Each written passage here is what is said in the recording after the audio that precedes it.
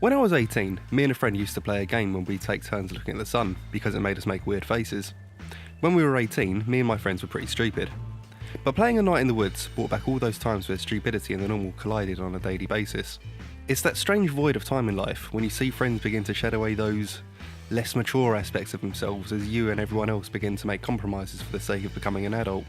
That's the focus of the game, and it's the main reason I love playing it so much. It's seen in pretty much every aspect of Night in the Woods, as May returns to her isolated hometown after dropping out of university.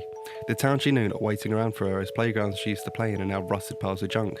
The places she used to go and eat are closing one after the other, and all her friends have jobs, are moving out, are growing up.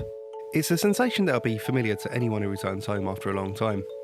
When I came back from university, it was a shock to the system.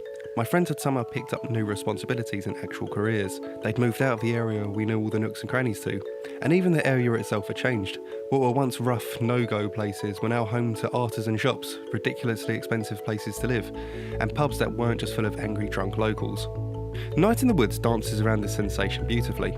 Sure, you'll go and hang about with your friends, but you'll always meet them at their workplaces. They'll ask you when you'll be getting a job, explaining why they have jobs, and bitching about their jobs as May picks up where she left off before university, professionally dossing around.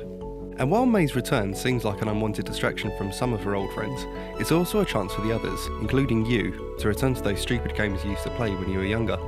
Giving way to knife fights, stealing supermarket mascots, and shooting things with a crossbow. Okay, well, maybe they're not all games we used to play when we were younger. But at the centre of the game is the journey into adulthood, seeping into everything from the characters you speak to, the problems that May hears about, and the game's design. The simple design of Night in the Woods wouldn't look out of place as a CBBC channel, but is used to sustain that simplicity of childhood that counteracts the complexities that May comes across in a town, while the ever-present and amazing soundtrack, full of upbeat tunes as you jump along power lines, all work to contradict the dilapidated Possum Springs. Whether that be in the absence of job opportunities or the sentiment that so many of the townsfolk have about their life being overtaken by work. The entire setup of the game feeds into that transition from stupid adolescent to painfully aware adult in such an effortless way that it will feel more like a return to those feelings for those of us in their 20s or older now. In essence, Night in the Woods plays out like the indie films I grew up watching, full of eccentric characters that seem to ooze apathy until you see a glint of vulnerability that seems to begin to gush. And while I tend to look back on my late teens and early 20s with a distinct fondness, the game reminded me of just how strange a time that period of life is for everyone. And that's why I love playing Night in the Woods. Which games have you loved playing recently? Let us know in the comments and feel free to like and subscribe for more videos from GGS Gamer every week. Thanks for watching and we'll see you next time.